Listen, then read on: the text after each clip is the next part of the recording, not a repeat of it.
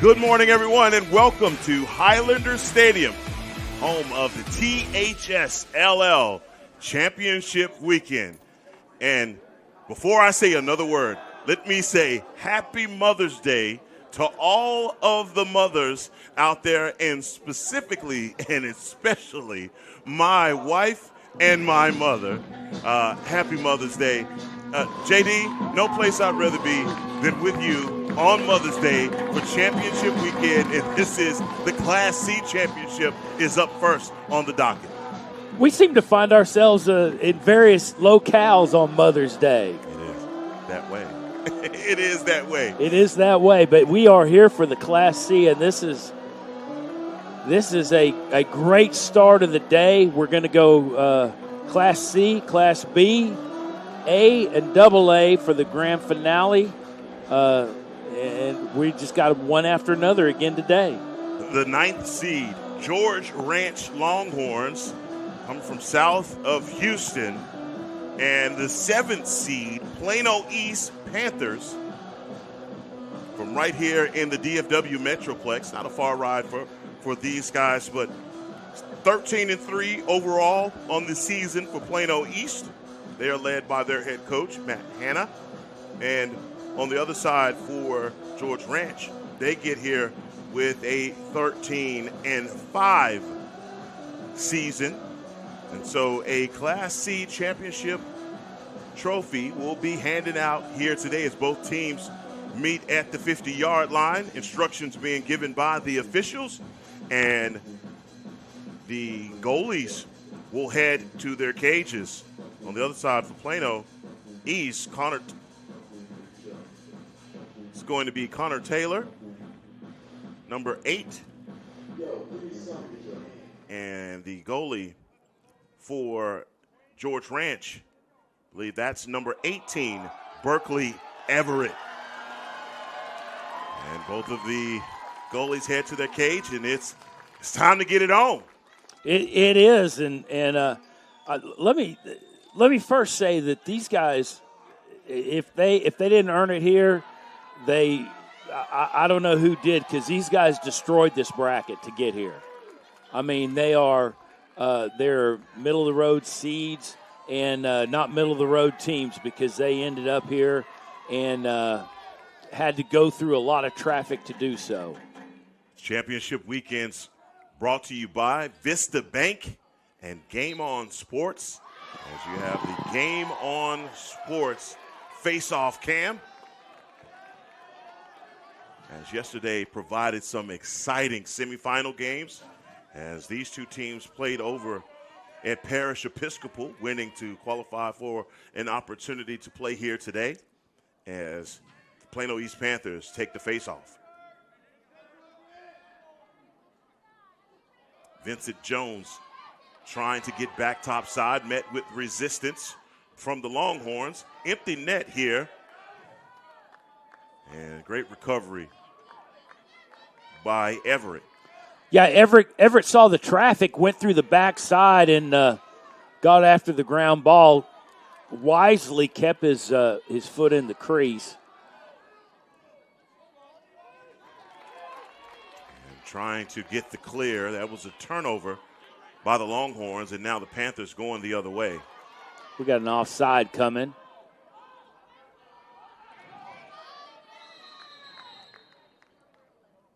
And that is the stoppage. I believe the offsides is going to be against. It'll be George Ranch. Yeah, be against the Longhorns. So George Ranch with the maroon and all maroon unis with the white trim. On the other side for Plano East, they're in white with black trim, black hats. That's a gold dome on those guys. Is that a gold dome? It's nice looking. It's a good-looking gold dome. But you had an offside on transition, and again, you know, the experience level will catch up. You got a lot of younger players. Well, you got some younger players, but you got a big-time player in Vincent Jones, the junior attackman, breaking the seal to get things started here at Highlander Stadium. Yeah, just tossed it up low to low and found that near side corner to his liking. As we find our way back at the face-off, and Vance Flick for the Panthers, and Hamilton Bath on the other side for the Longhorns. Absolutely beautiful Mother's Day. About 65 degrees, partially cloudy skies, and a light breeze today. Yeah, Vince Flick absolutely handled that face-off, and unfortunately Plano East was unable to transition down to the offensive side, but he clamped down, found his wing, and just dished it right to him. Nate Mangus for the Longhorns, number 8, making his way back into the hub, and a beautiful save by number 8, Connor Taylor. Down on a knee to get the save.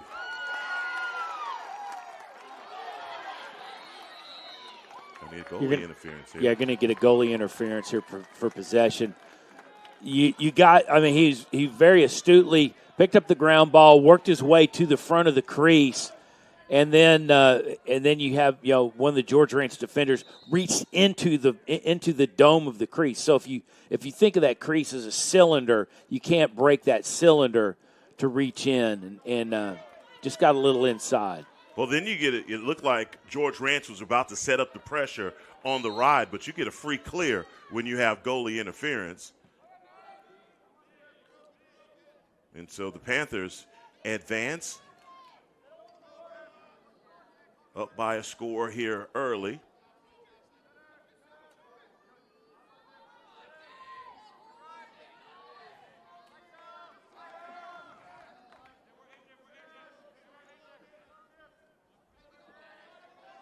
Panthers on the move.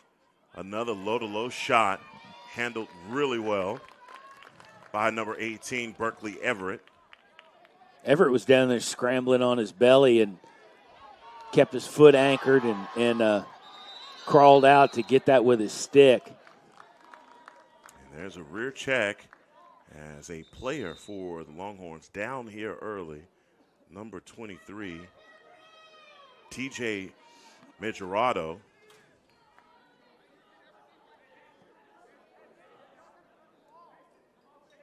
Good to see him up and walking off.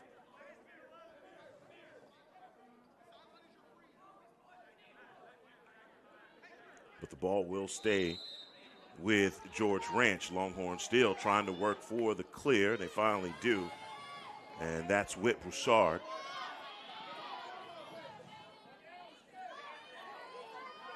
Back to Nate Mangus. Mangus dancing, trying to work his way back to within the crease, but settles to reset at X. Working through the screen, hands free, man to man, and he rings the pipe. Yeah, switched over to his left, came right down the heart of the crease, and got a little wide. Wasn't trying to get cute with it by any means, but that was the only shot he had. That was it. And look, patience on the shot, though, from Mangus. I love the look that he has. And you can tell who their main scorer is, and that's number 8.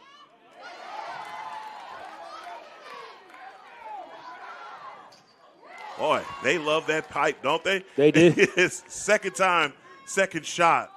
Yeah, Hodge comes in, walks off on the inside, goes back through the backside, worked his own rebound. And that's good cage awareness by Connor Taylor, the Plano East goalie. He was set up. He knew where his pipes were and decided to stay within his frame. Low to low. They finally catch him sleeping. And Cade Marino with the score. Here early. We're knotted up. Number 1 with the goal. As you see the replay here.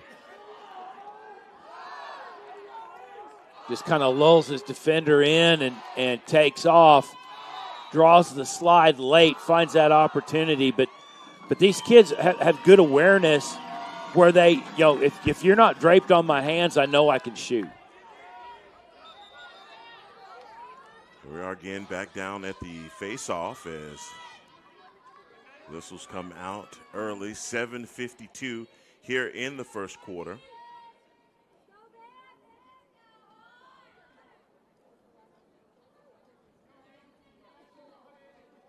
So every Mother's Day, I seem to be sitting next to you. What is your secret? What do you do? Do you get flowers delivered early? How do you pull this off? Well, what I did today was I left a C note on my desk and told my kids, "There's a C note on my desk. Do something nice for your mother." I wish I could do that. Somehow I wouldn't collect change after that. No, the $100 walk-off is done. There's no change on a $100 bill. How about the shot? That's a mom goal. Oh, that's a mom goal. I almost got myself here earlier. Hold on yourself almost. I heard the crowd erupt as the moms erupted. The mom goal on Mother's Day. The mom goal special. That should be like a sub-score. It should count for half. Oh, my God. Whit Broussard now working from behind the X, being defended by Brian Johnson II.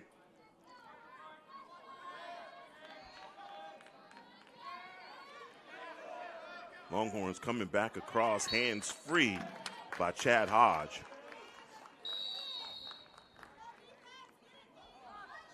Trying to work for the loose ball. That's a turnover. Oh, nice little back dish. How about that? Fancy stuff. Plano East is going to wear out the transition here. Working inside. They're close, but how about number 18, Berkeley Everett, getting down on the knee to dig that one out? Everett saw numbers coming and just decided to take matters into his own hands. Great play from him and way to work outside the cage.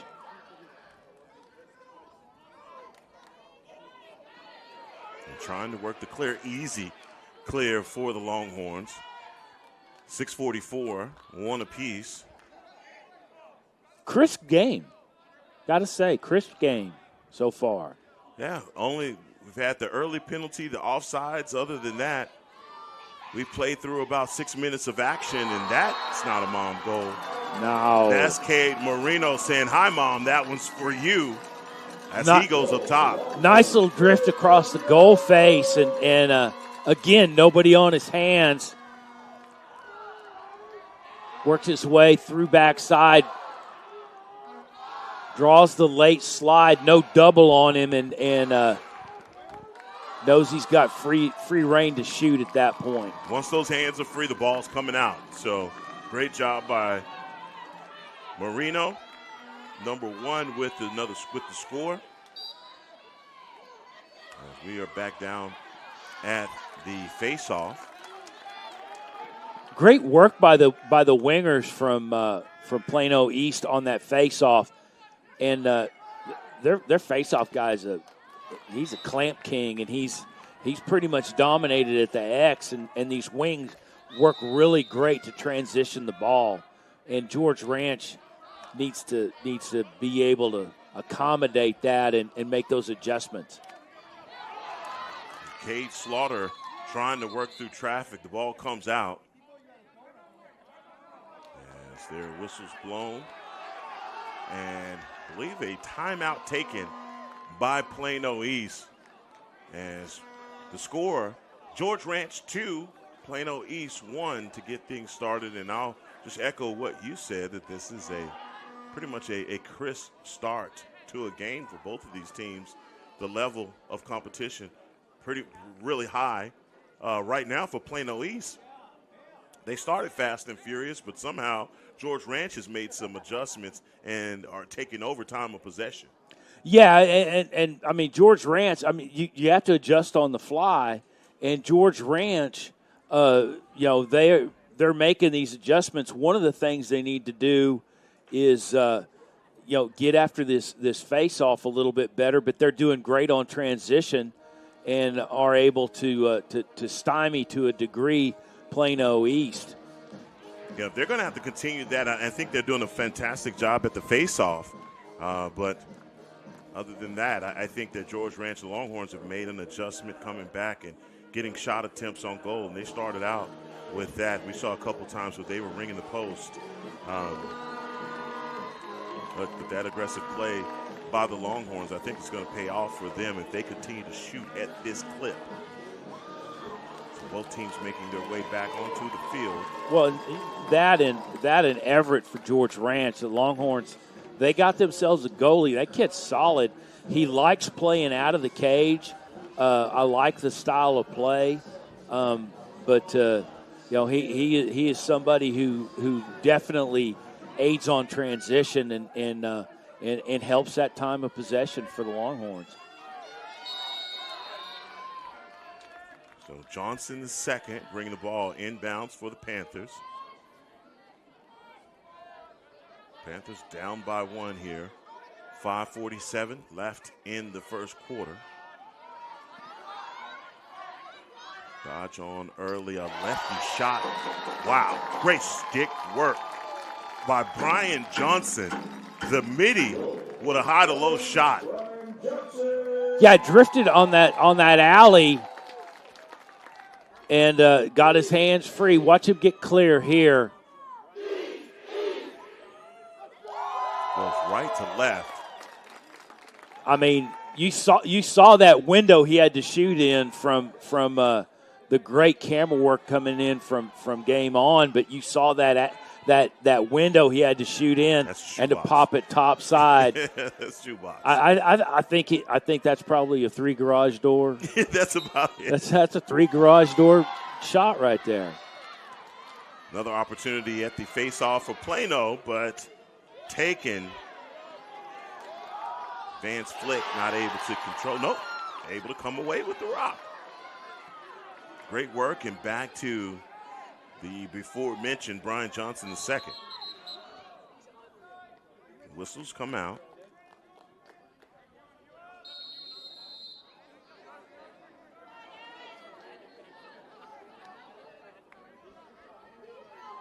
Working back around now to Austin Egler.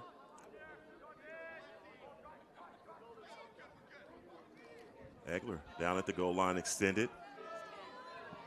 Deciding to work back behind X. He's free. Thought about it for a quick second. Man, got to take the ball, right? Cade Slaughter. Well, the pole hooked him up high, so he did about all he could do, which was to dump it.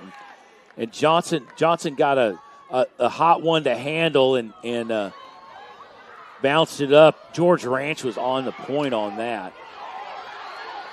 Well, taking that one off of the stick, one-on-one, and stepping all the way out is the goalie, Berkeley Everett, not taking any chances. He recognizes that he's a man on an island.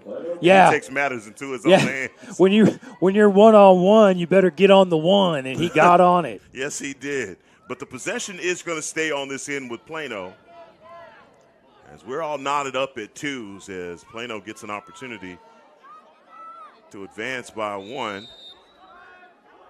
Well, the ball was free rolling in the cage, and one of the poles came back and went into the crease to get it. And that's possession's better than a goal. I'll say that much. Brian Johnson working through traffic, and he shoots that one. That one gets rear checked at the last second and ricochets off of the scoreboard.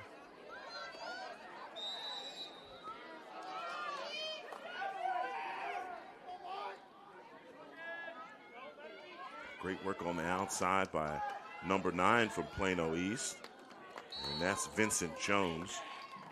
Nice looking shot, just closed out by Everett on the top part.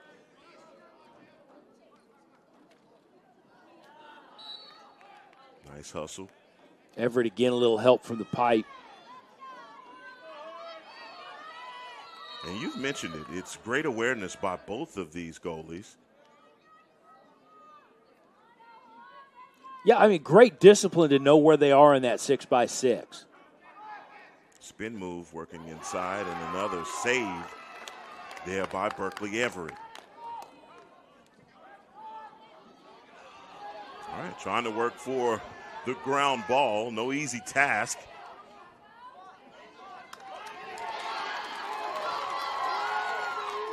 Plano East stealing back another possession.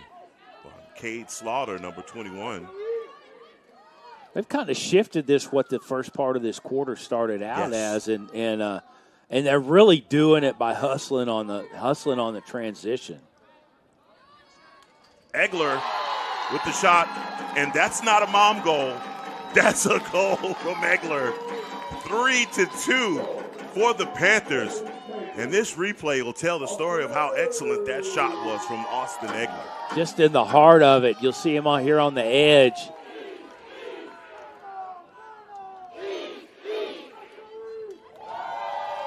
Once he decides to go, knows there's no slide coming, finds that alley, no sticks in the way, and found that little low to pop it. As you see Everett after the goalie, Everett afterwards, telling his defense, "You're in my line of sight." Down on the knee to pull that one out. Well, I think that was one of the poles got in the way and stepped out. Nice stop from George Ranch defense. Longhorns now with a possession on offense. Seemed like we spent the latter part of that first quarter down on offense with Plano East. And how about the stick work right there from number 56, Andrew Connor. Andrew Connor coming down, holding his ground, says, "I'll take that." Stutter step, but the ball comes off of the stick. Plano East looked like they had a fast break brewing, and they get it back. Or do they? And they do. Brian Johnson trying to come back across, and that one goes out of bounds. Plano East has a plethora of snipers down here on this attack end coming from the midfielders. Minute 54 left in the first quarter.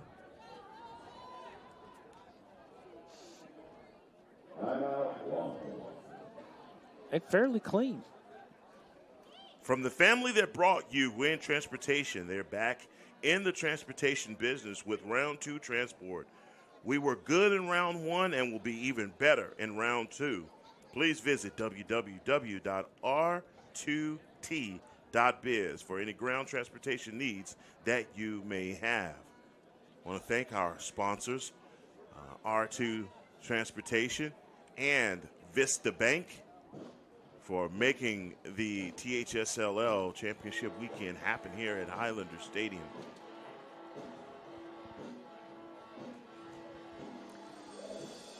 Yeah, they put this thing together in short order and did a great job coordinating between two venues.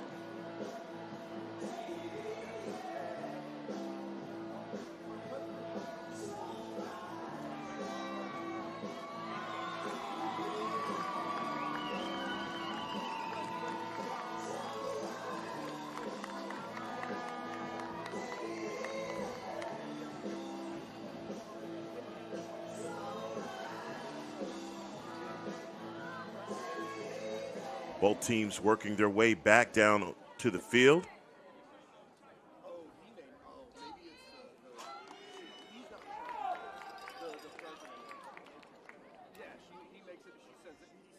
Three to two, Plano East, as they have, like Jim Dixon said, they've kind of ratcheted up the intensity and are taking the time of possession here in the first quarter. And just a lot of that's built from that transition.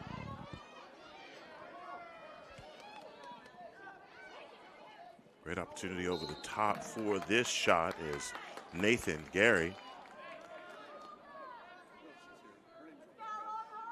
with a shot attempt, and possession will stay on this end with the Panthers. Brian Johnson with another shot on Everett. My, how the tables have turned as Berkeley Everett finds himself the recipient of vulcanized rubber objects coming his way. Well, and looks like to me Plano East is more than happy to work perimeter, and George Ranch is going to have to come out and play with them.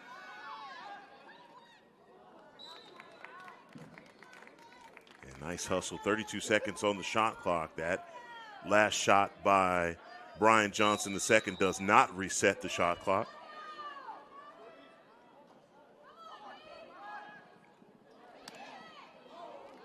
Great opportunity on that shot from Gary. Plano East is setting back in X to recover any wide shots, and they're just more than happy to work back through X, feed up top, and see if they could create an opportunity on one of these lanes or alleys with the Longhorns defense sitting in close off the perimeter. Maddox Lehman comes away with the ground ball for the Longhorns, but all of that hard work for naught as Plano East had numbers. Johnson, one-on-one, and he takes advantage of it, and Berkeley Everett tried to get out to meet him in that lane, but wasn't fast enough to cut off Brian Johnson II. Yeah, Johnson, kind of a look-away fake. He's looking on that near post. Everett sets up in the middle, and he abused the top side. You see him working here. It's kind of a little look away as soon as he cleared that last defender and had plenty of room to run in. 19 seconds left here in the first quarter as Plano East out to a 2-score lead. And you get an opportunity to see our world-famous Game on Sports face-off cam. Another easy one for Flick. We're still working for the possession. And again, the wings coming in for Plano East, really controlling and dictating what's going on. Everett, nice stop, nice recovery. Awesome action in the first quarter for this Class C state title. That's the end of the first quarter. We'll take a break and return for the beginning of the second quarter here on Game On Sports.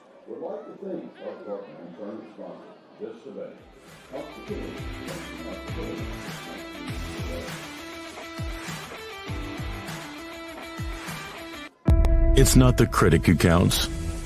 The credit belongs to the man who is actually in the arena, who strives valiantly so that his place shall never be what those cold and timid souls who neither know victory nor defeat. Since the beginning of time, fortune has favored the bold, and for over a century, we've been honored to bank them. Vista Bank, entrepreneurs banking entrepreneurs since 1912.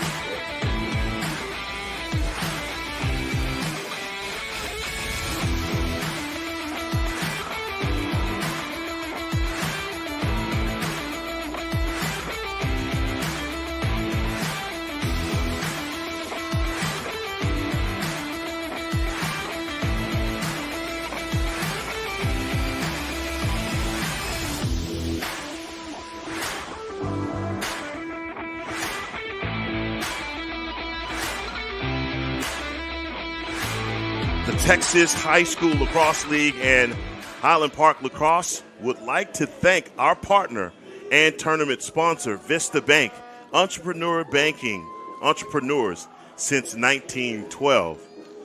As we get ready for the beginning of the second quarter, Heckma Harrison alongside Jim Dixon. As championship weekend rages on, boy, do we have an action-packed slate of championship games today. Ton of trophies to hand out, MVPs all around. So please hang around for the post-game presentations. And I think players of the game get belt buckles. Get belt buckles. I think it's a belt buckle. That is such a Texas thing. Man, rodeo up. It's such a Texas thing. Let's get it. Give me a belt buckle. Nothing like receiving a brand new belt buckle. Knotted up, Flick. Flick's doing his thing down at the face-off. Is he going to take this one and he loses it? Last minute, Maddox Lehman liberates him of the ball.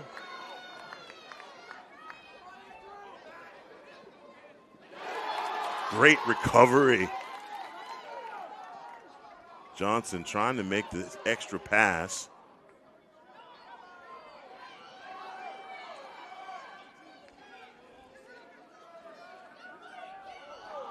Cade Slaughter tried to make the pass, lost the ball, but either way, it's going to go back to the Longhorns. Yeah, he was kind of pinched up on the side and Hurd get rid of it attempted to get it back up to the top to reset and just got a little bit more under it than he needed.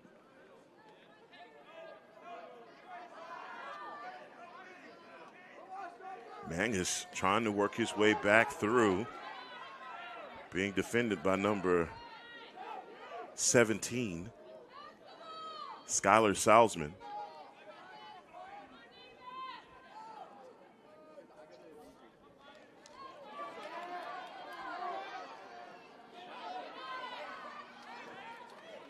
That's a shot attempt by the Longhorns, but possession is going to stay on this end. Marino bringing the ball in from the end line.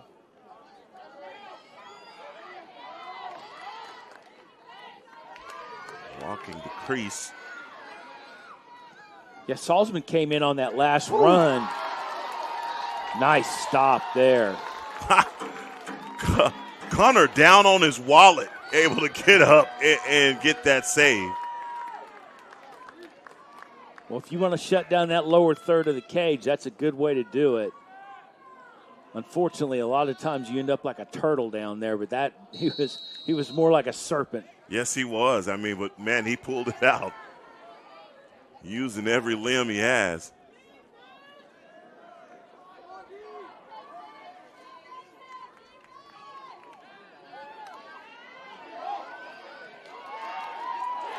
He caught him backside. Nate Mangus coming all the way around and just hitting that top corner for the score. Yeah, Mangus rolling down that alley, eating checks. Unable to get anything on him once he has momentum, and he finds that top corner on the top side where it was wide open.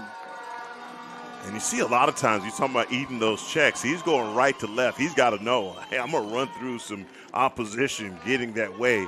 He was unfazed, able to keep the ball on the head of his stick, hands free, and rip that shot at the right time. That's awesome. Way to just kind of stop some of the momentum that you're seeing right now for Plano East. Well, and you're rolling down. All you got to do is maintain leverage. You know you're going to take the hit. You just got to keep your leverage, keep your feet moving. And Flick, number 42, with another win for Plano East at the face-off. And that's another one of those things, boy. If you got a good face-off guy in your luggage, you can count on having some possessions. Well, and the way he works with his wings, it's great great teamwork there in the middle on the face-off because he's looking to dish. If he can get it picked up, he's gonna come down and disseminate it quickly and then roll into the offensive zone like they are right now. You mentioned the offense of Plano East and the way that they're playing out on the perimeter. The Longhorns still sitting back in their set, not meeting them high out on the perimeter.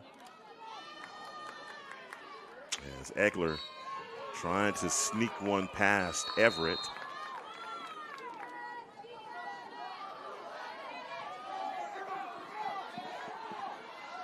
Valerian.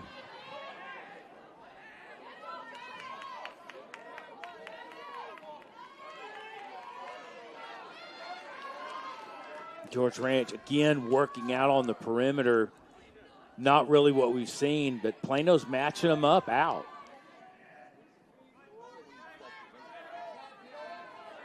Mingus, another opportunity. See him heading towards the crease, and it pays off. And another score, 8-15, and we're knotted up. George Ranch with the answer.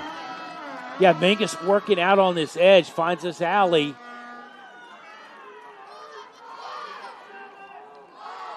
Comes down, just gets a little bit vertical to the goal face, unloads it into that narrow point. And what a response by the Longhorns that were down by 2, and it felt like the Panthers were just owning them as far as time of possession. But, hey, they are making it count. Defensively, they've stepped up. They've found some answers, able to get some turnovers and really running or ruling the ground ball war right now. Right.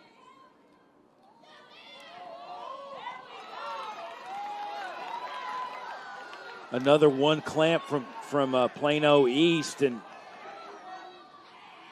really an unpressured transition, a little sloppy on the passing.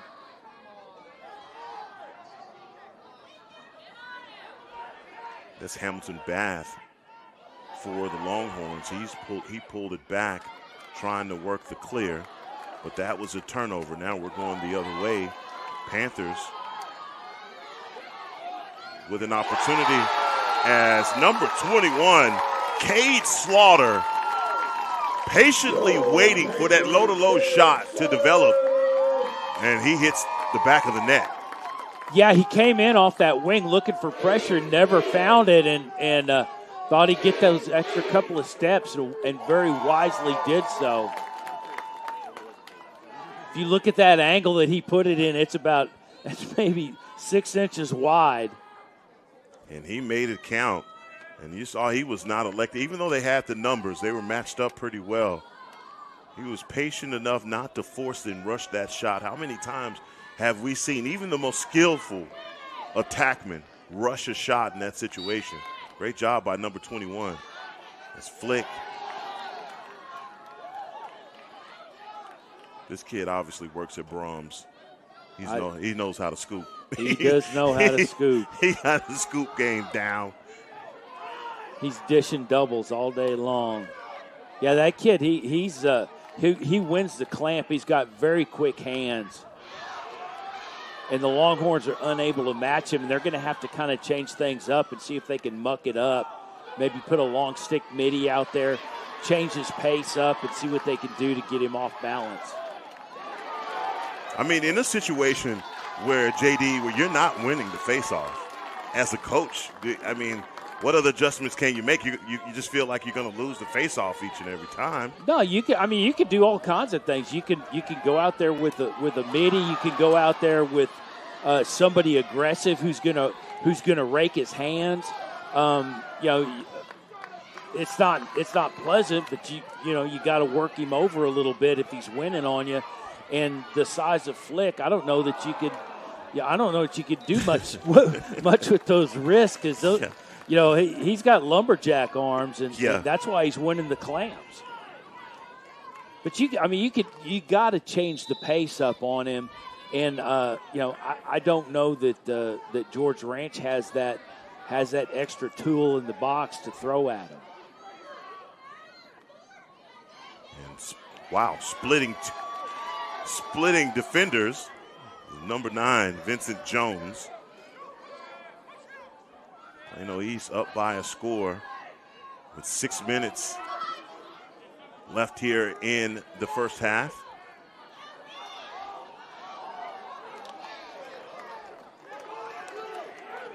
How about that? How about that? Andrew Connor with the long pole, refusing to pass. He had one thing on his mind, and that was scoring. I think he might have been looking to pass. Every time he looked up, he was drawing pressure from the Longhorns. Here's 1, here's 2, 3. He comes back into pressure. Nice little jump shot and just lowers the boom. Nice effort from that kid. And 56, your long pole, Andrew Connor.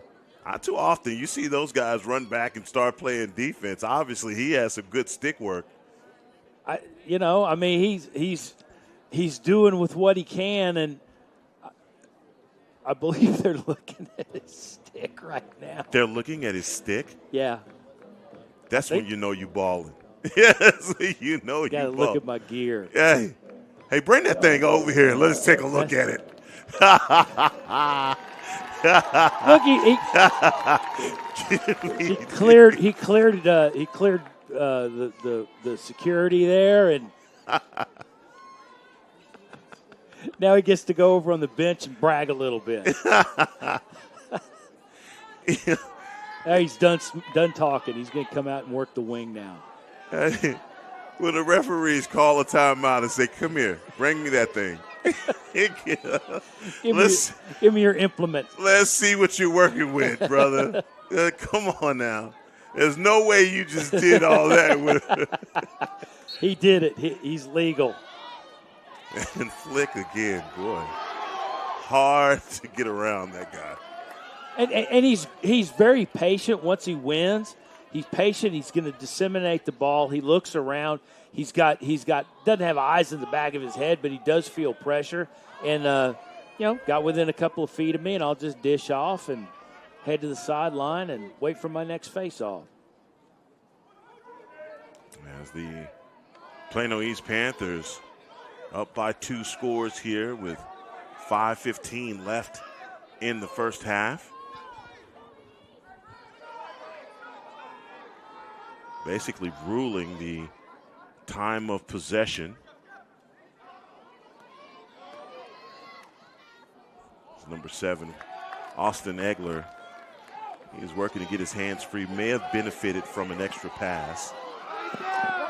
Going to get a push in the back. Yeah, push, possession is going to stay with the Longhorns, as the officials explaining to Austin Egler his discretion. Transgression.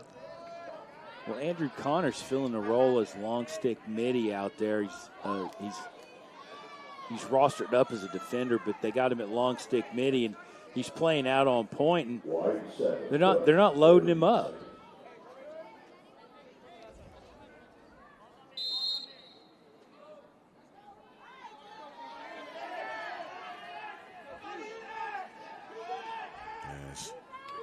Kate Marino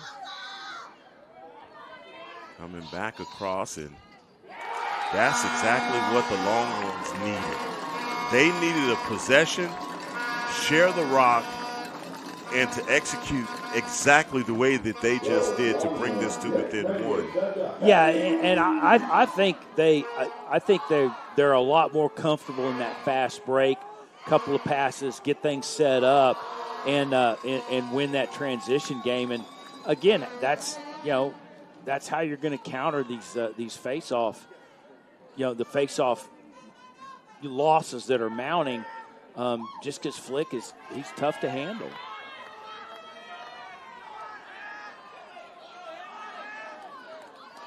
I'll start calling him the Bear.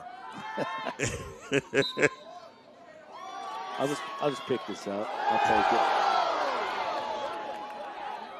There's the extra pass that I was talking about. They benefit from it. they seem to have a guy set up in scoring position, and that was a penalty. Yeah, they hooked Flick as he came in. Good idea, just not down on his frame, up around his neck, and you know, again, safety is key. Anytime you're messing with these kids' brain pans, they're gonna throw a flag and try and stop action and make sure everybody gets out of here safe and sound. He's trying to put a lasso on him. Well, that's how you got to stop him. It's the only way. That is the only way. And they're bringing the ball inbounds from. You know, if you're not cheating, you're not trying. Well, they're coming close. How about that shot from 15 yards out from Andrew Connor? He's going to get that. He's going to check his stick again if he scores from out there. Working back inside, and this guy, Cade Marino. Yeah, Marino, nice little transition. Drifts across the goal face, finds no pressure on him. Now he's kind of moving away from it. Before he draws that late slide, he finds that hole to unload.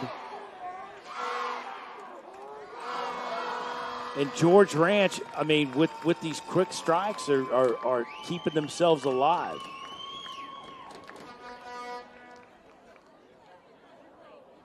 I think that's what you need offensively, because the time of possession is being run by the Panthers, but the Longhorns are being very efficient on offense. I mentioned it earlier when they brought it to within one, that offensively they needed something just to show quick movement and be able to get a score. And that obviously they're showing that ability. And when you have guys like Marino and also Mangus, you're depending on some really sharp shooters to get it done. And they're not taking a whole lot of time to put pressure on Connor Taylor. No, and they're getting down in that shooting zone. They're finding those lanes and alleys open up. They're drifting in. They're doing a great job about running to space, where they're forcing Plano East to counter that, and before that counter opens up, they have opportunity on a second pass or that shot, and they're striking quick.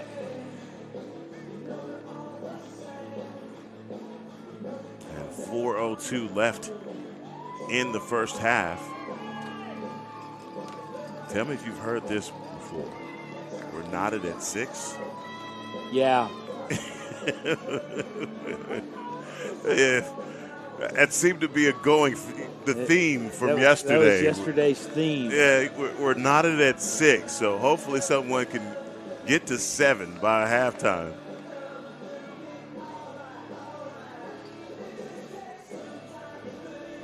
That's number 42, Vance Flick.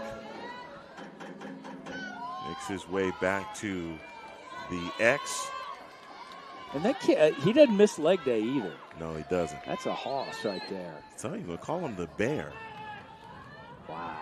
And they're altering. They're trying to get him off his rhythm. They're throwing a long stick at him. That it? That's what you call that? Throwing him off his rhythm? Yeah. It's easy work. Well, for number 42. He clamps and he swings, takes his opposition completely out of play. And Brian Johnson II electing to pull back high on the perimeter. And you're not going to fool number 18 with that shot. Berkeley Everett doing a great job of keeping his sight on shooters.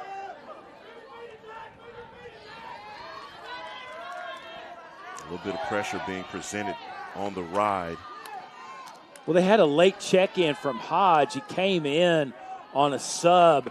Nobody picked him up, and he opened up down the center to push that ball down into the offensive zone for the Longhorns. Mason Harris defending against Mangus. Got a shooter in spot, trying to hit the bouncer. Great job by Taylor. Mangus again turning back around. How about the shot there from Mangus? He almost fooled me. Trying to get back topside and turn his hips back the opposite direction. Nice shot and great presence to feel that pressure on the backside, know where he has to turn and get his stick head through the shot. Good defense by the Panthers. Working the clear. Numbers may have rushed the shot there a little bit. A great recovery on the far side by Vincent Jones. Yeah, nice little work from Egler, but probably righty was the way to go with that pressure on the inside.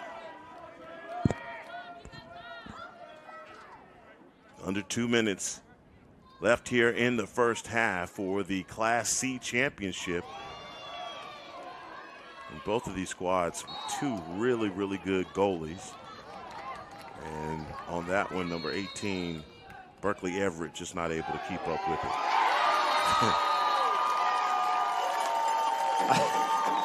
I don't know how he beat him down low because he's owned that lower third of the cage, and he's saying that's on me. He didn't get set up, but he did come back into the cage late. But great job by Brian Johnson II to notice that, be cognizant of that shot, and have that open up for him.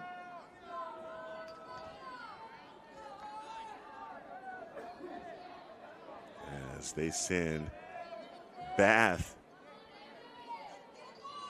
back out at the face-off.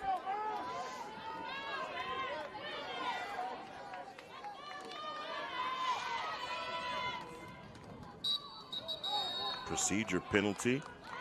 That's one way to win it. That's a win.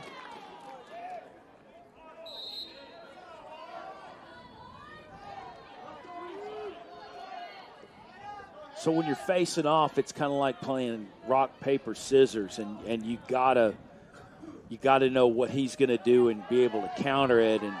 And the procedure's not how you want to do it, but you don't care. You got the ball. You got the ball. A win's a win. Marino, faced with the double team, elects to pull back as Plano's high on the perimeter. Mangus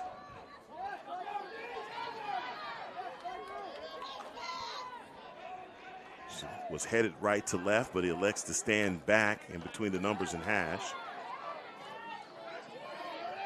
Spin move, hands free, and he's dialing it up. Sevens instead of sixes. Very true. 49 seconds left here in the first half. Watch, he goes to work here. Nice little positioning from Plano East. Roll back, knows that alley's open. Great stick work by the Longhorns. I think they've just, look, if we don't get a procedure penalty at the face-off, we got to get ready to play defense, get a win, attack these ground balls. But when we get the ball on offense, we got to make it count. Well, now we're gonna counter the counter on the face-off. Well, that's the thing. When you get a procedure penalty, just like college, you have to sit out. Well, you got Andrew Connor, and you know they're going to check his stick if he starts winning face-off. Yeah, there's another one. Brian Johnson headed down the alley. Oh boy, great assist. Nice dump and look.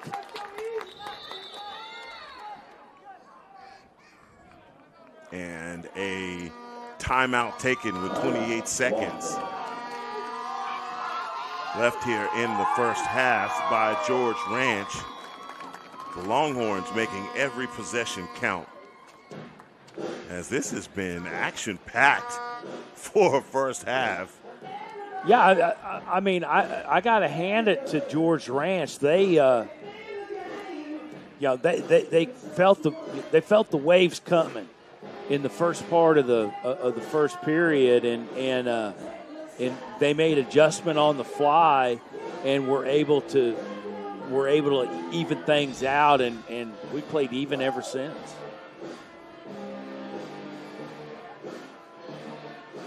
So if you think about it, for both of these coaches, and we'll just start on the other side for George Ranch. No, we're not at halftime yet, but any adjustments that you possibly could make, because the only place you're really just deficient is at the face-off. And I think sometimes their guys are just better than yours. Yeah, you just – sometimes you're just blessed with a kid that can face off. So the adjustments being made after that is just, hey, we have to be effective on offense, try and run the time of possession as long as we can. But as far as their defense, they're still packing it into the hub, playing that zone defense. They're not coming out high on the perimeter, which is allowing for the Panthers to own the time of possession. And at some point, that's going to count for something. Yeah, I mean, it can go one of two ways, and it could result in a turnover, and it can result in an extended possession. So, what you're betting is giving up or relinquishing the perimeter. You're betting that they're gonna have a miscue on a pass. They're gonna have that one weak link in the rotation, and you're gonna be able to capitalize. But back to the face-off. I mean, if you have a kid that's hot, that's just owning the face-off, if you can control the wings, you got a fighting chance, and that's kind of what they've been able to do. But hey, they're not winning face-offs, and they're still knotted up in this thing. That's right. And bringing the ball from the end line is Austin Egler.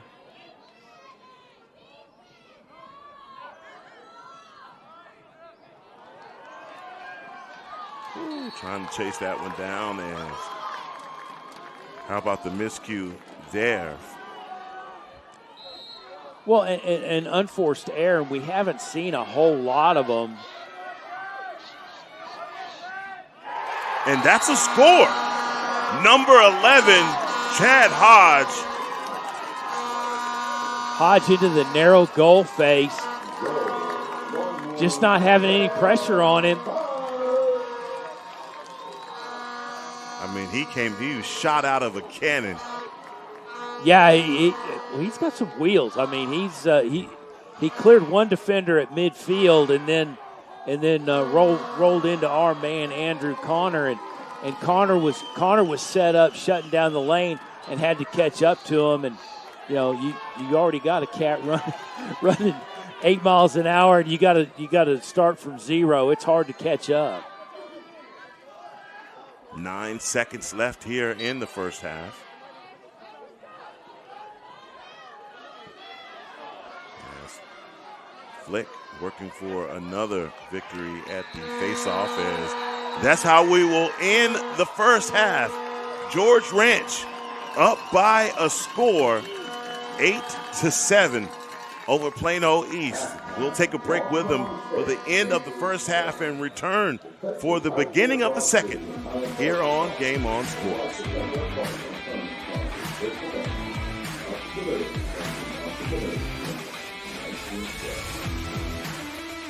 For over a century, we've been financing the American dream for those who dare to chase it.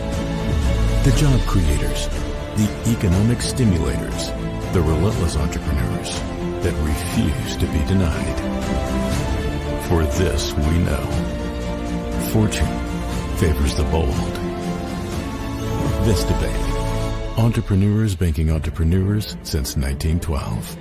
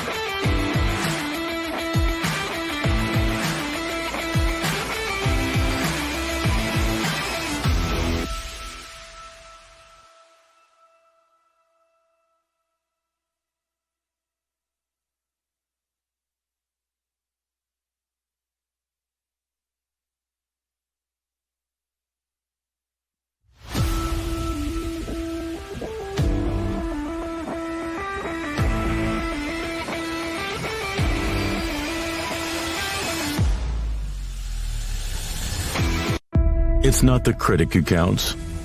The credit belongs to the man who is actually in the arena, who strives valiantly so that his place shall never be what those cold and timid souls who neither know victory nor defeat.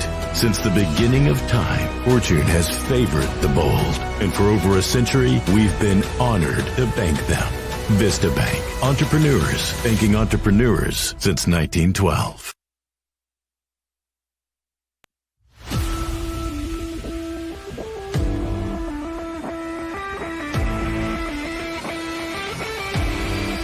Who wants to be a champion is the question. As you see the first half highlights brought to you by Game On Sports. Yes, man, it was a ton of back and forth as you saw the goal by Brian Johnson, the third quarter of action set to begin. Heckma Harrison alongside Jim Dixon and the Bear with another win. Back to his old self. Back to his old ways. Goodness. Clamp runoff.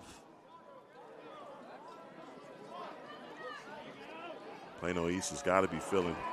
These guys had to have gone into halftime with the mind state of it. Man, that self-inflicted wound there in the last couple of seconds in the second quarter cost us a point.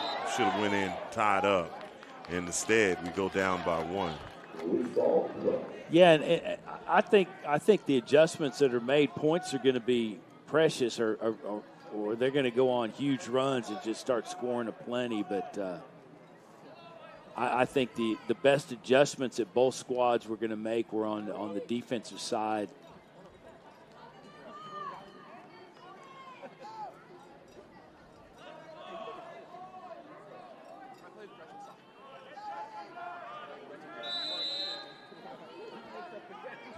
Brian Johnson, the second, bringing the ball in for the Panthers. Cutting on the Jets' hands free, and that's an easy one for number 18. Yeah, Johnson found himself unattended down that lane and just didn't get a lot of oomph on it. See what corrections he makes here on this possession. Lex to pass.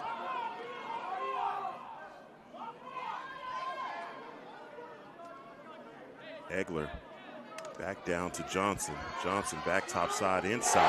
Excuse me, that's not Johnson. That's number 9, Vincent Jones. Yeah, Jones comes out, takes his man, spins, finds that hip opening.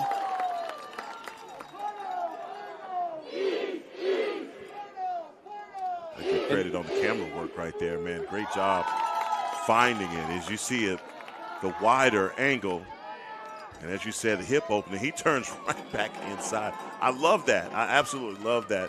When I see guys do that, come top side and flip back down. Yeah. I mean, I'm 60. I'd lose my bearings and fall over, and these kids do it like falling out into water out of a boat. Wow. All right, Flick with the flick. There you go. Just knows what's going on. Knows where everybody's supposed to be. Wow, and working through another one. Brian Johnson, the second, with two defenders draped all over him. And he got a little roughed up. Yeah, I think he took a shot. Yeah, it looked like he came down on the defender's stick and as he's following through on his shot. They're going to need that guy. Number 3 has 3 goals. As Plano, boy, they make up that margin fairly quickly. You got to think about it. It's 10-29. They're already ahead. Yeah. Win and a half, down by 1. Yeah. So that's 2 quick scores. Yeah, they're going at it, and again, George Rance has to answer on that defensive side, but they need to need to quell these fast strikes. So tell me this. I mean, that's a minute and a half. You get 2 scores, and you haven't even gone down on offense yet if you're the Longhorns. No, yeah, I mean, that's the problem. You haven't even operated with the pill yet. Here's their first possession. Whoa. Oh, thank God for the protection for your goalie. That thing made a noise. We heard that way up here in the booth. And his teeth are still rattling. Woo! Man. They're claiming offsides here, and I think Plano East may have a point.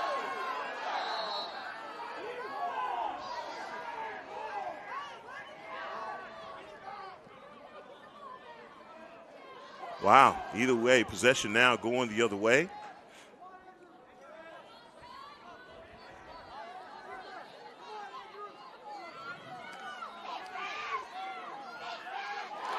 And just like that, the answer from Chad Hodge.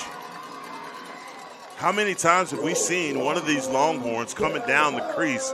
These guys are excellent with the sticks, as you see the replay. Yeah, as soon as he finds that freedom, he works that downside pole, but just on the perfect angle of the net. And these guys, defense is gonna be the separator. But right now, it's quick strike offense and nothing but gas for both squads. And we're knotted up again. 9:34.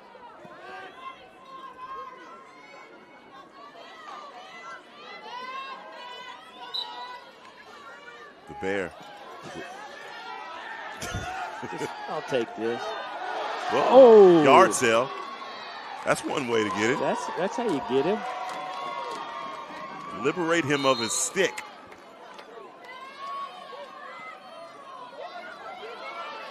Now going left to right. And a gift.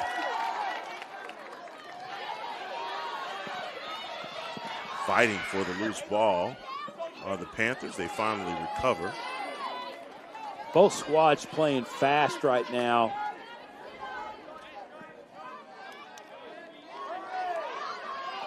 Yeah, you have seen the pace intensify. This one rolling right into the cage. Whew. Going to get a holding penalty. Hold, but we're going to go the other way. So the holding penalty called versus against the Panthers. And it's good to see Brian Johnson, second, back on the field. I don't think you're going to keep him off the field.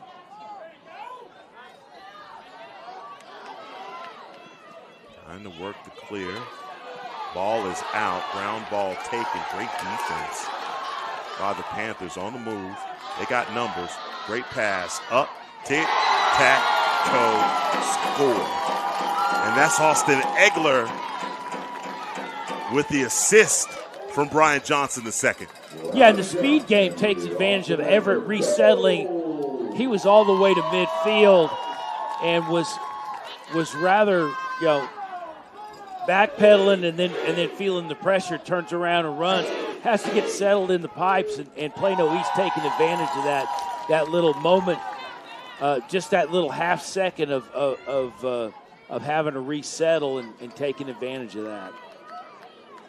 So George Ranch, they counter now by, instead of Hamilton Bath, with Maddox Lehman.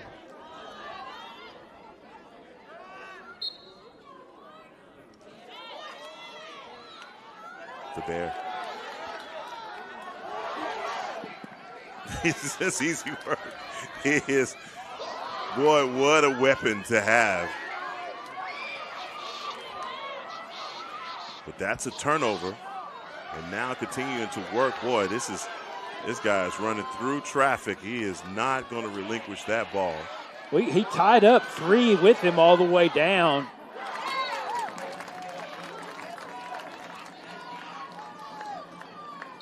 and a lot of work from George Ranch to come down, take that 10-yard out, and unload. And that thing was higher than Bucky's beef jerky. That's high. Running around the screen is number 11, Chad Hodge. Oh, they have numbers inside. Oh, he fell. Cade Marino had an opportunity. Yeah, for sure. Marino set his foot, and the turf gave way on him, and just unfortunate, because I think that could have differed on the scoreboard. And a penalty. Ball on the field, 4 yards, please.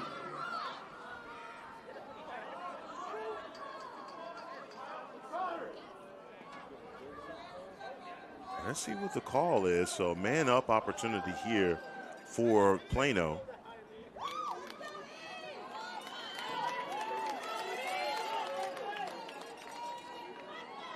I still haven't seen the call.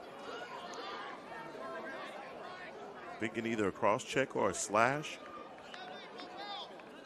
I don't even try to guess anymore. Okay. No call. Well, there's someone sitting There's in the somebody. sin. There's somebody in it, but we don't know why.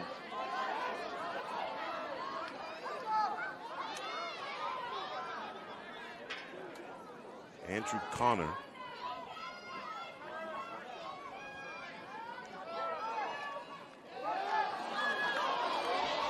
Trying to chase down a loose ball.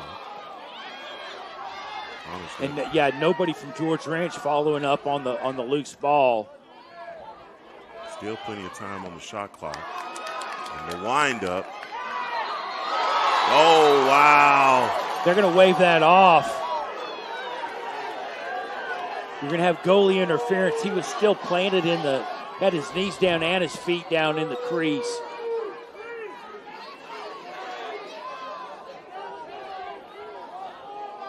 Berkeley Everett with a high IQ play to draw the interference. Nathan Gary. Yeah, Gary, solid. You don't judge. You see the ball loose. You see an opportunity. He got under his stick. He feels like he was in the right, and it's a hustle play. And unfortunately, Everett was planted with his knees and his feet in the crease. The video over there, it probably like you were down. Good IQ play. I mean, just play. Let the officials sort it out. And they are having a long discussion.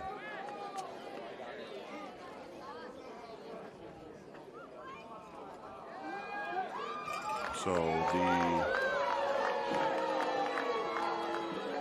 they're going to award the ball to Plano East, but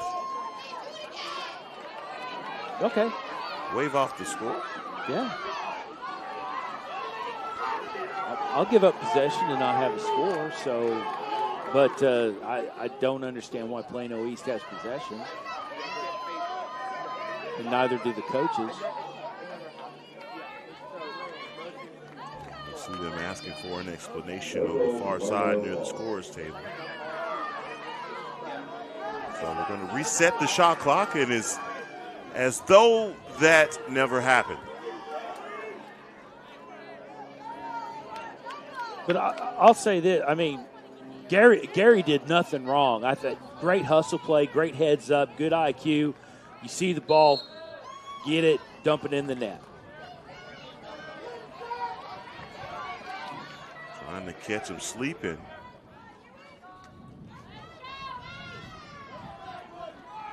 Rotation on to the far side, and number 7, Egler.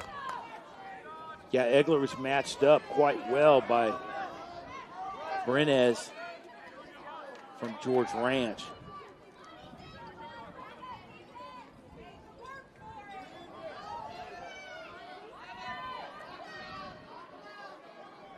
Egler with a few pump fakes, get it back to Johnson second. Johnson, hands free. Decides to pass back behind X to reset. Egler with the shot attempt. 32 seconds on the shot clock.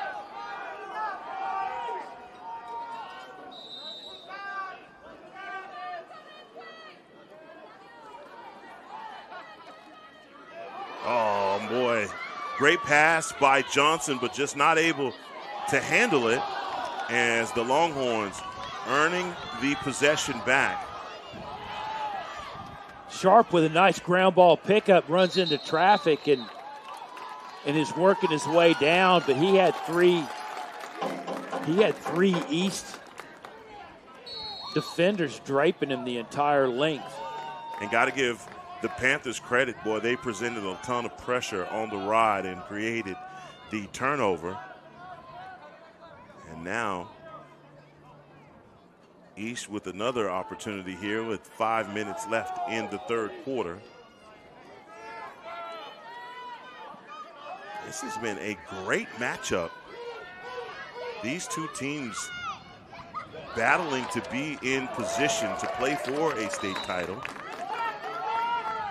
A little something we were talking about off air is just the way that breakdown went for George Ranch. And when we get a break in action here, I have to get you to go through that, the wins and losses and how they got here. Yeah, I mean, both these squads, pulled middle of the road seats. They didn't have any breaks to get here.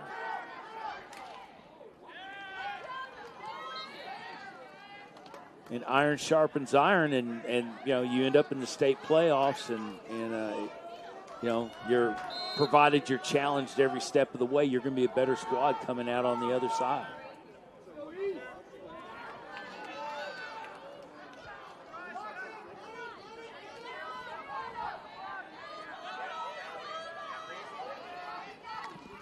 Whew, that went off of the back leg of Thomas Brenez.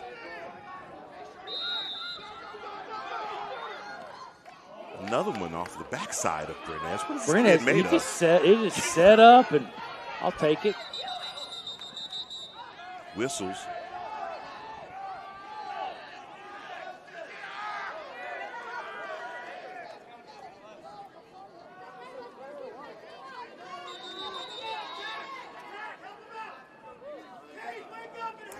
And looks like a timeout being taken here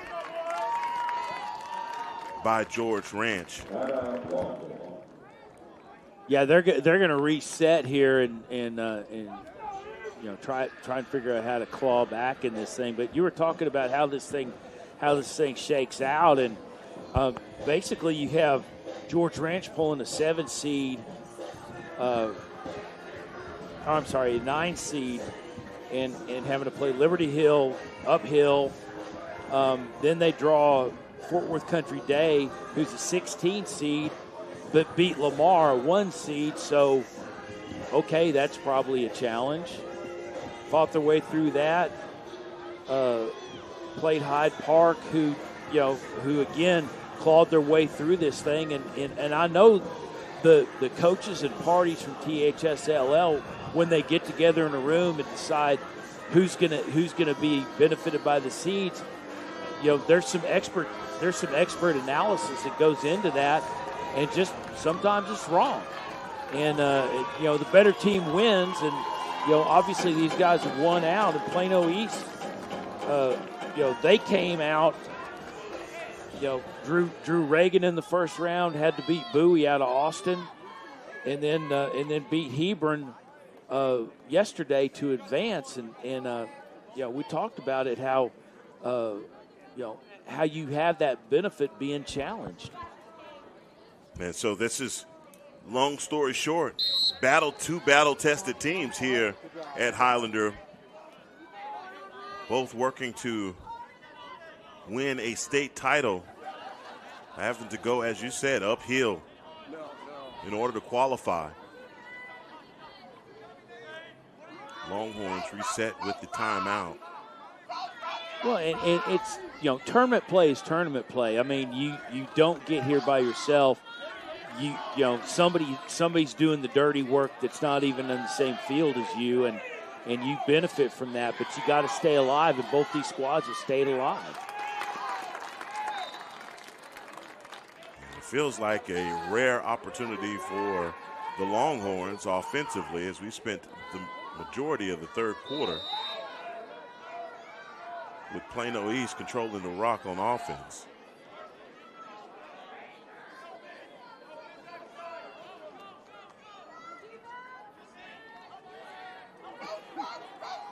Mason Harris defending high on the perimeter against Mangus. Double team coming. Great job running it off. Even better defense by the Panthers. Someone's free. Catch him backside, and Connor Taylor with the save. Yeah, nice save and good pickup on the 50-50 ball out of the wing. And the Longhorns are going to pressure the Panthers downfield. Clear numbers here for Gary, but he doesn't rush it.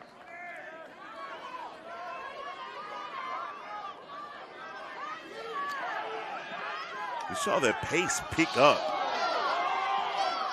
after half. It's kind of slowed down a little bit to where it was pace-wise in the first quarter. Not that it was slow, but we saw the pace increase.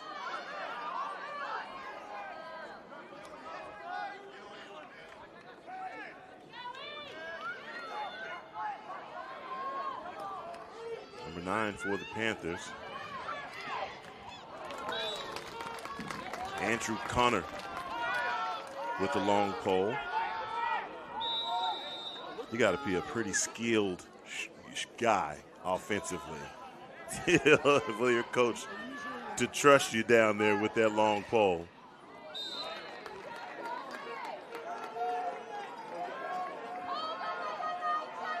To me, it just looks unorthodox, but I've had guys explain it to me. It's just like an attack stick. It's just longer, and I still the physics doesn't settle with me. From about 10 yards out from our vantage point, Cade Slaughter with a laser.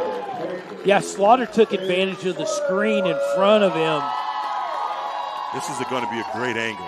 Yeah, you're going to go up top here.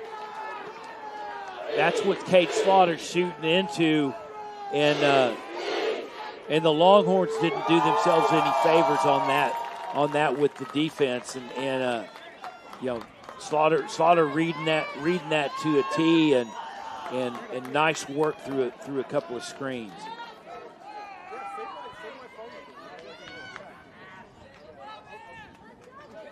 So 1:22 left here in the third quarter as the Panthers up by 2 scores, and don't look now. The Bear. Another win at the faceoff for number 42, Vance Flick. And Panthers take care of take benefit of that faceoff win, and they are cognizant of how valuable every possession is.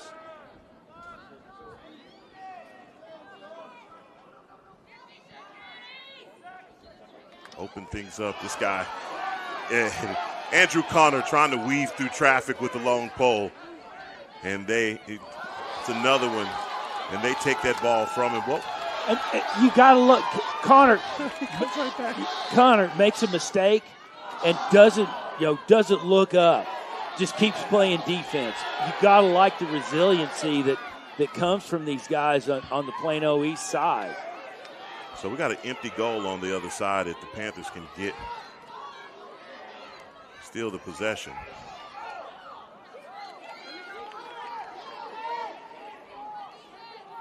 Connor Taylor kind of caught in no man's land on that upside, wanting to go out and get it. He did. Making a quick decision. Oof. Again, we talked about his cage awareness, how he positions himself. He knows where he is in that. He extended out with that foot, and he knew he had to cover that. And that's the end of the third quarter. Plano East up by 2 scores. We head to the fourth and final quarter. here in the Class C state title.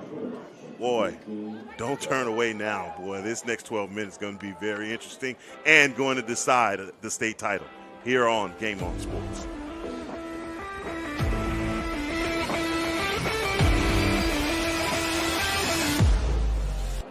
It's not the critic who counts. The credit belongs to the man who is actually in the arena, who strives valiantly so that his place shall never be what those cold and timid souls who neither know victory nor defeat. Since the beginning of time, fortune has favored the bold, and for over a century, we've been honored to bank them. Vista Bank. Entrepreneurs banking entrepreneurs since 1912.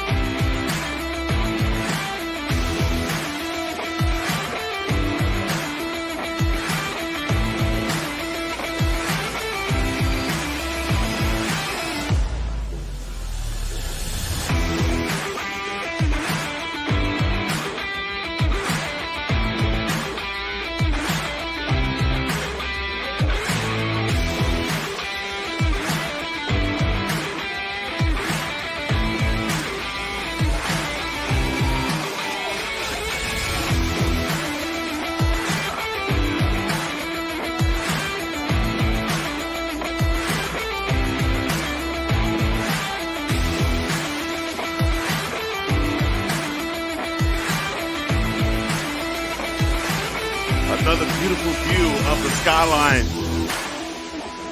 Dallas. And someone will be hoisting a beautiful trophy. Class C state title. There's 4 of them going to get hoisted today. What's going to get hoisted? 4 of them. 4 of them. 4, well, actually 8 because get the runner You up. get the runner up. But then you got belt buckles, too. We got belt buckles. We got something else. Isn't there like another ball or? Yes, there's a Six Feathers Player of the Game award brought to you by Six Feathers, who's done a great job keeping Game On addressed on the lacrosse front this season. Man, I got to ask you. Who's the early favorite right now?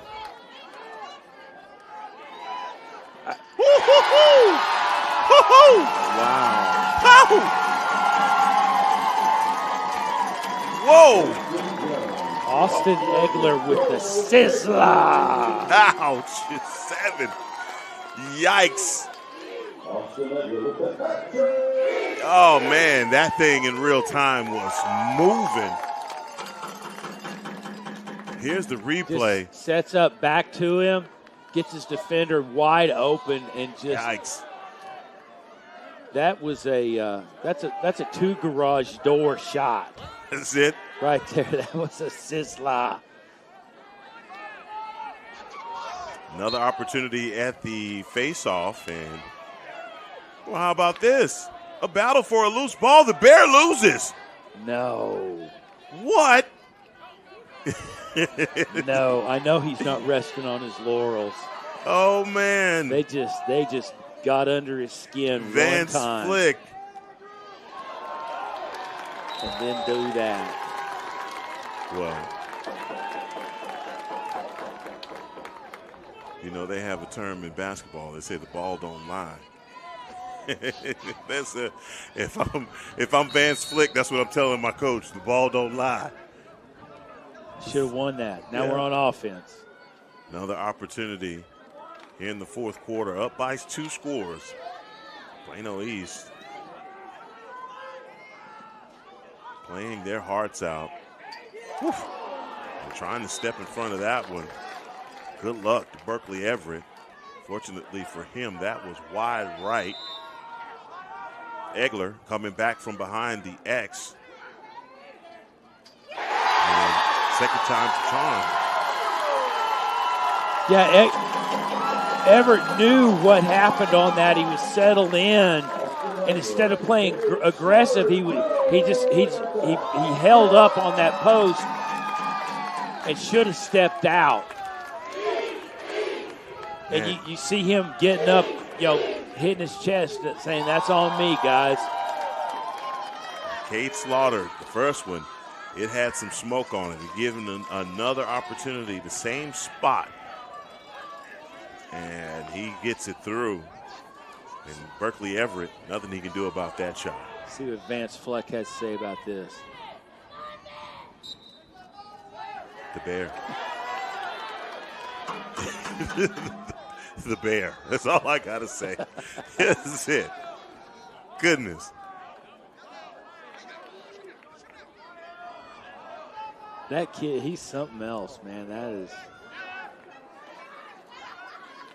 That is outstanding. Another possession and right idea for Vincent Jones. Yeah, just held on to it a little bit long, and Longhorns got pressure on him.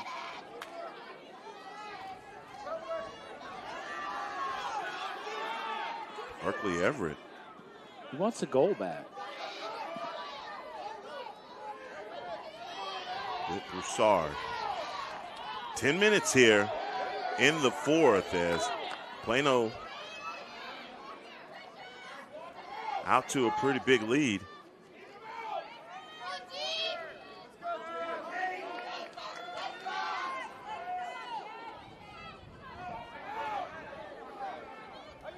Looking back inside, and that's a shot that Connor Taylor, who's had plenty of rest. Nice stop, and he needs to act with some urgency here. Well, that's one way to do it. Instead of getting the failure to advance, he Hail Marys to the other side. And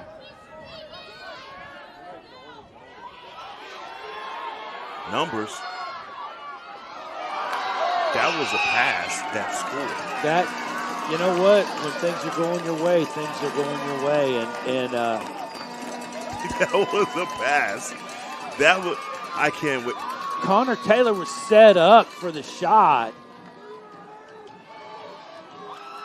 And there was a pass in on the line. Connor Taylor was set up on that. And, just sometimes it bounces their way, and wow. went over his head right into the top part of the goal. And I really believe that the goalie Taylor he had his eyes on the guy in front of him. He knew he read where it was going. I mean, he read the play. The Bear again.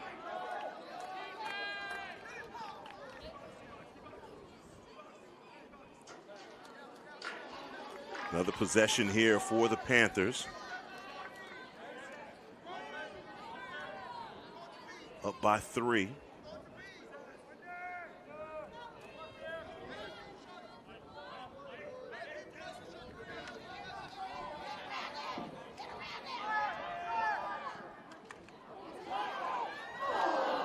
Great play design, and they get nice idea. Yeah, the feed from Johnson into Jones. Jones kind of seeping through the backside. He came in back behind the defense, unable to convert on that, but nice possession. And that's 2 shot attempts on goal for the Panthers. Is trying to work for the clear, and that one taken by Andrew Connor.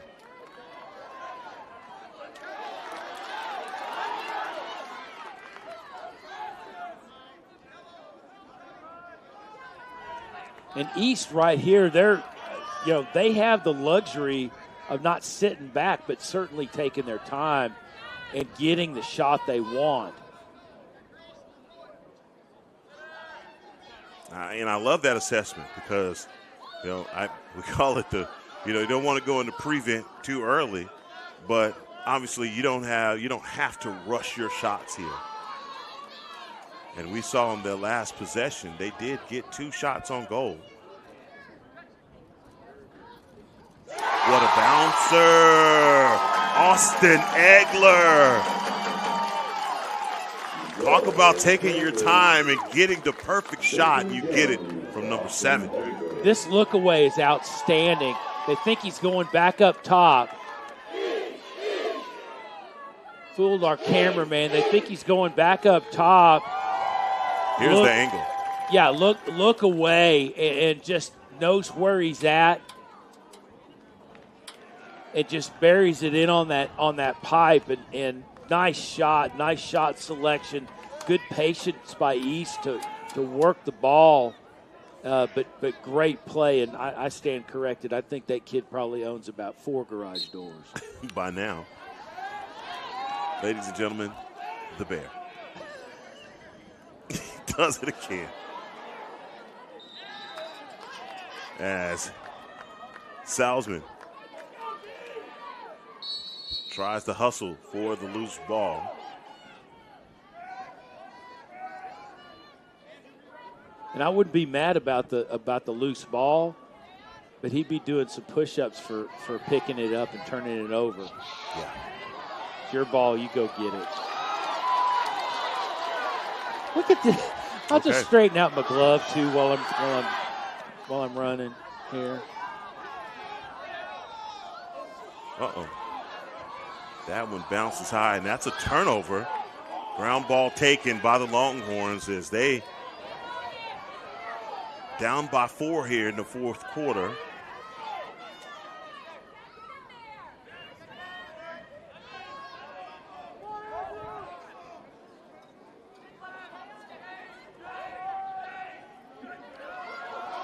Working his way back inside. The roller hits the back of the net by Cade Moreno.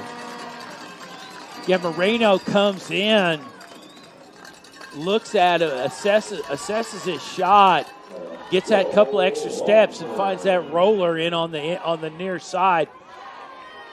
Gets Taylor to commit to the top side, really kind of looking away at him, and nice work there from the Longhorns. Yeah. And if you're the Panthers, you got to be asking yourself, like, look, we pretty much felt like we've had this game in the bag, but these guys, the Longhorns, are not going away. They've got to be a lot sharper offensively.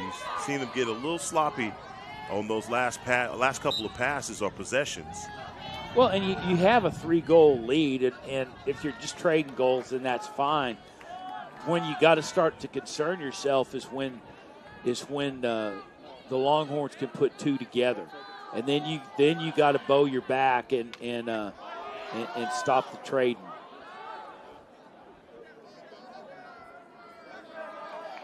Back on the outside, Vincent Jones. I mean, we're just clicking under 6 minutes. There's still an awful lot of time left. Oh, absolutely.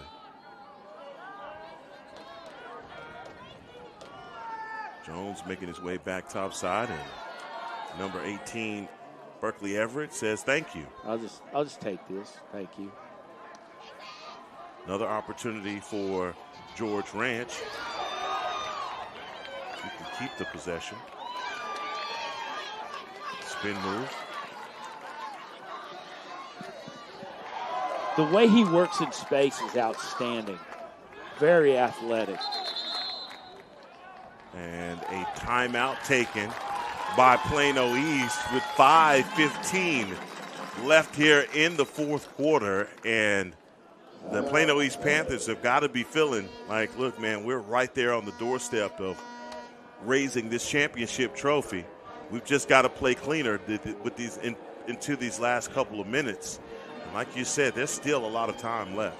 Yeah, there's a lot of time left. Plano East is doing what they need to do, which is win ground balls and keeping that transition game in order. But they certainly need to crisp up on the defensive front, and they do not have to rush. They can be patient, sit back, work their shots, and they've done that throughout this whole 4th quarter. Just have to keep that up and maintain that. We'd like to thank our tournament sponsor, Vista Bank. Since 1912, Vista Bank has been putting people first. Isn't it time you had a banking partner that works as hard as you do? Vista Bank, entrepreneur banking, entrepreneurs since 1912. And general counselor for Vista Bank is Cade Hamner, one of the fathers here of a player on the Highland Park lacrosse squad. Has been running around this place making sure that we have water, making sure that we have food, making sure that we have rosters, making sure that everybody's doing fine. He's always one text or phone call away or walkie-talkie away. I'll tell you this much. The parents in the school from Highland Park got late notice on this thing, and they have stepped up and owned it every inch of the way. And an outstanding tournament. I think THSLL has benefited simply because of placements and team alignments, but the attendance is way up.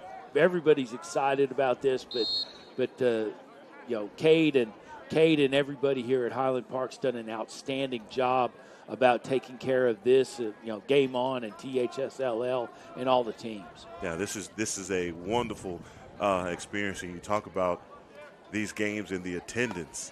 I'll tell you what, there's a couple games last night where you could feel it, man. It's this place, the energy in the building, and we're not done yet. This is just the first. That was a semifinal.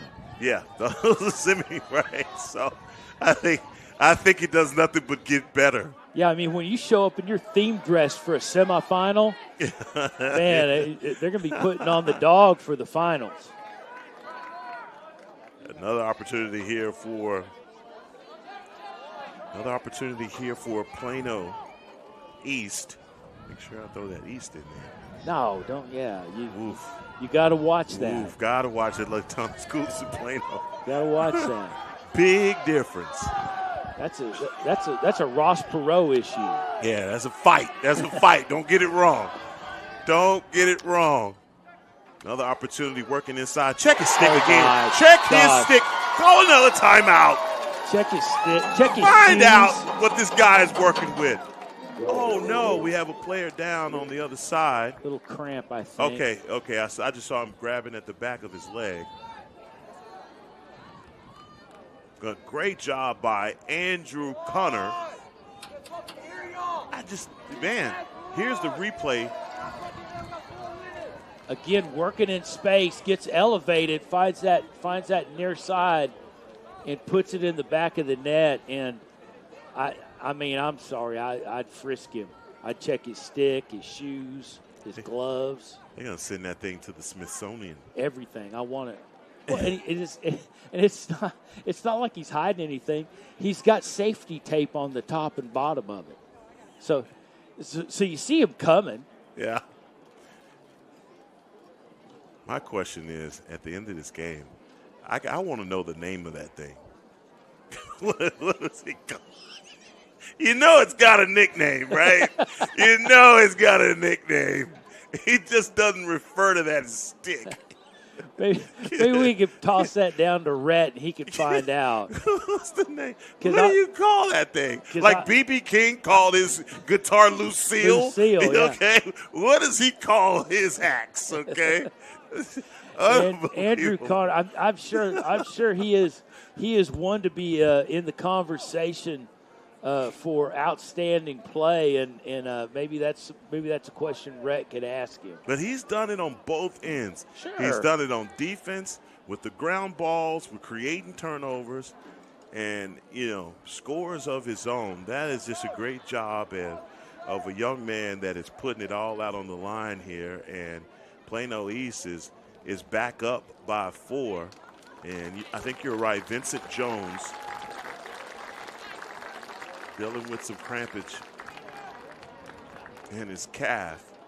Well, and these kids are getting shuttled around, moved around.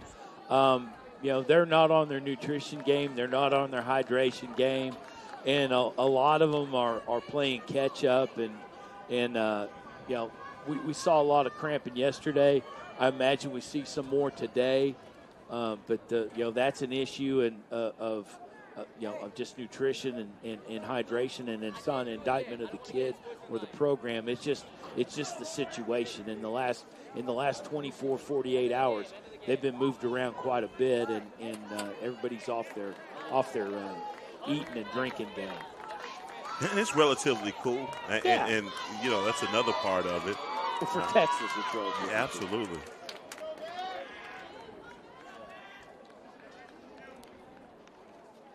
Another look here at the Game On face-off cam. And number 42 going 42.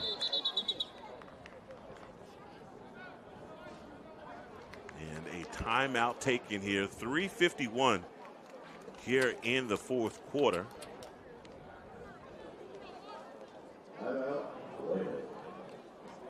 Yeah, Plano's gonna gather up and kind of readdress the situation. Go, okay, here's what we got. Here's what we got to do. And if I'm Plano, I'm talking in positive nomenclature. Here's the direction. Here's what we got to do. And on the George Ranch side, they gotta go fast. And we've seen their ability to play fast with Marino and Menges. I think for them, they just got to be asking themselves, even when we score, at this point with 3 minutes, we score, we know that they're sending Vance Flick back out there at the faceoff. It's going to be another possession. We're going to have to press and work our tails off to try and create that turnover. Right, and you got to muck him up, get him off his rhythm, get him off his game.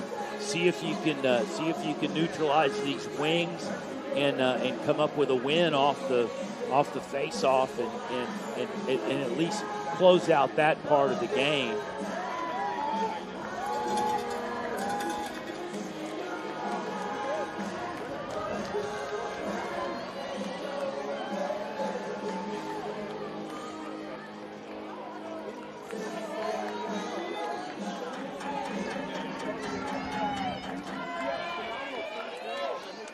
Both teams making their way back onto the field for the fourth quarter. 3:46 left. As Egler going left to right. Yeah, Plano East seems to want to opt on the perimeter game, and George Ranch needs to spread that ride out and see if they can create a turnover, get a ground ball, and win.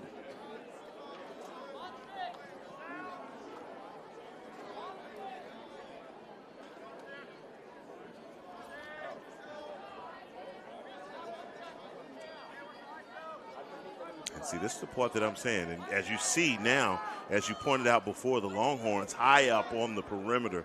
Still, you got to be presenting a little bit more pressure to try and create that turnover. Yeah, you got to almost have that double, and you're gonna find yourself in a situation where your goalie's got to do what he just did.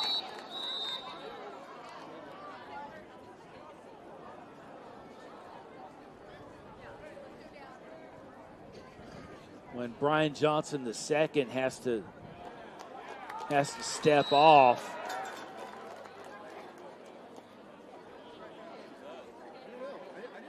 For losing his cranial cap. Lose your head. Lose it. And I think, you know what? He is so slick and smooth. I think he just walked out from underneath it, to be honest. I mean, is that what it is? He faked his own helmet out. Oh, God. Jim. Wow. As we wait. I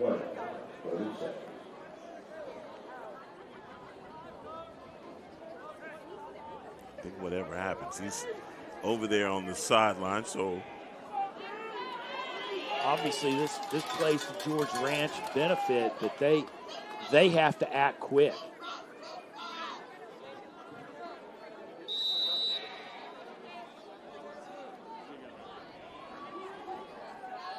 Okay, so another opportunity here, working inside. Mom goal. The moms, I think they learned from the last time, or maybe that was in their vantage point. We've seen a couple today. There's been learning opportunities.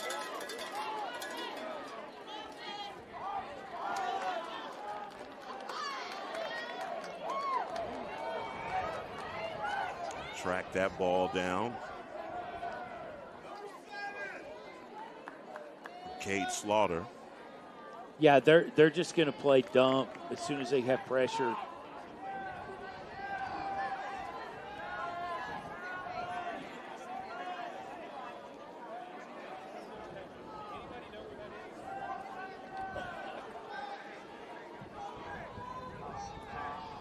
It's Jones. 30 seconds on the shot clock. I dare say that they probably don't take a shot here. Yeah, if you're eating up clock at this point of the game, you're winning.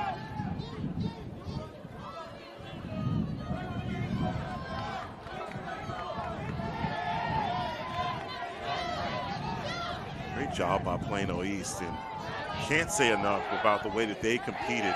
I think that at half, they had the turnover that resulted in George Ranch going up by a score with just a few seconds left. And you thought that was going to be the turn of the tide, basically, for the Longhorns. They come out and it was 1:31 for Plano. They go up by 2. Yeah, that was blistering. I mean, they to draw back into that thing, and they've set pace since, particularly here in the fourth period. They go up by 2, and from that point, they never look back.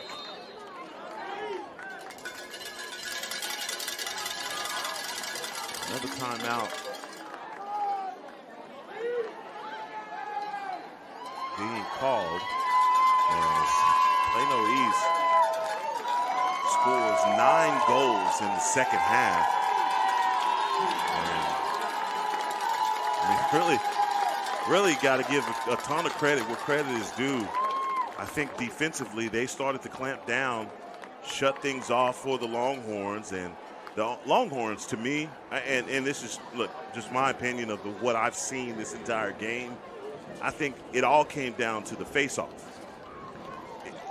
Those extra possessions and shot attempts on goal, but also scores, I think this changed everything. There was nothing. You had nothing after that because they just played a mean game of keep away. Yeah, and just the few possessions that they did win, they were forced to take care of the ball, and that fast break fell apart for them late, where they then they had to play offense and kind of got in their own way a little bit on that side of it. But I mean, anyway, regardless, an outstanding game by both these squads, and George Ranch has nothing to hang their head about. They played an outstanding game. But the nice thing that I like about Plano East is their resilience, the way they've come back, and at this level, which is the level that their program's at.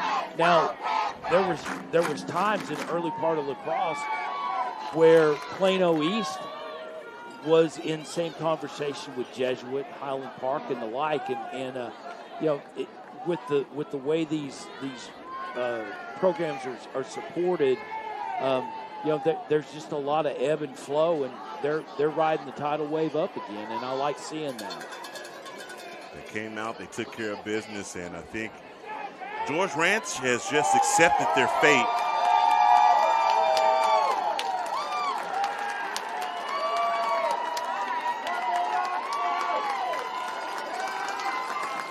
Yeah, Plano East right now is just trying to figure out who's going to get the ball last, because that ball's going in a pocket.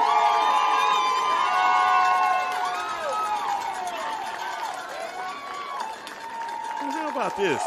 Andrew Connor traded in his stick. What's going on with this guy? It's minted at the Smithsonian. They've already mailed it off. Don't do that, Connor. Oh, no. don't do that, Connor. Put it in your pocket. He sends it into the neighborhood. Hey, good for him. That's how you celebrate.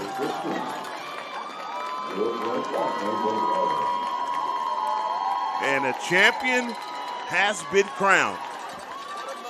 Class C championship here at Highlander Stadium. The THSLL championship weekend. And Plano East was in a battle. And they found a way to gut it out after being down by 1. They come to the second half, the beginning of that third quarter, and man, whatever adjustments were made by Coach Matt Hanna, those guys listened and they came out and they executed. Yeah, execution's key word in that statement, Hedman. Taking care of business, winning 15-11. We're going to take a short break for the trophies and return here in just a second here on Game On Sports.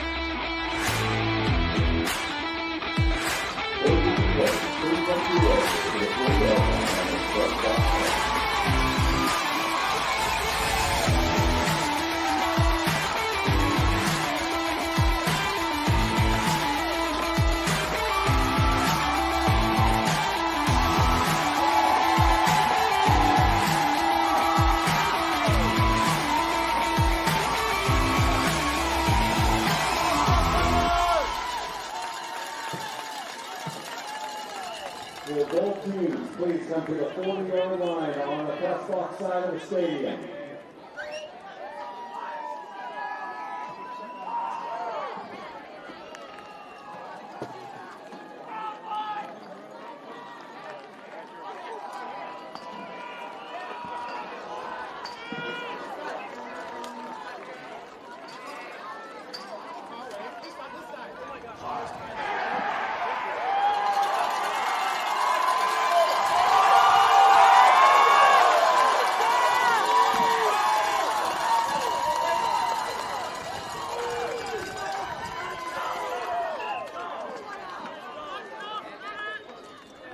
At this time, we would like to present player awards for this evening's play.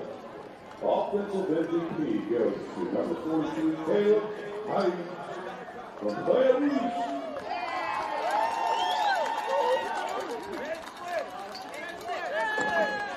As we get ready to award trophies down here, and I think they called the wrong name. They said Caleb Hyde. I'm sure he's a great guy, but that's Vance Flick that they're giving that award to. Come on now, let's get the right name for the Bear. Deserving. Absolutely deserving. And overall MVP goes So to they number give the 39, defensive MVP to our guy, Andrew Hunter. And the overall MVP is Brian Johnson II, deservedly so. This young man doing awesome work. His 3 goals, 4 goals, 1 assist. Man, it's 6 ground balls. Great job. And a penalty for running out of his helmet. Or faking out his He own. faked out his own helmet. and presenting the 2025 We are and presenting your 2025 Class C champions, the Plano East Panthers. championship awarded to the Plano East Panthers.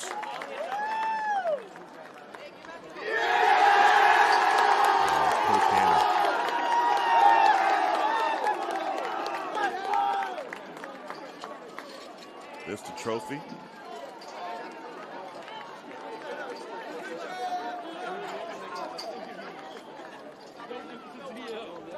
Hey, is this ready to rock?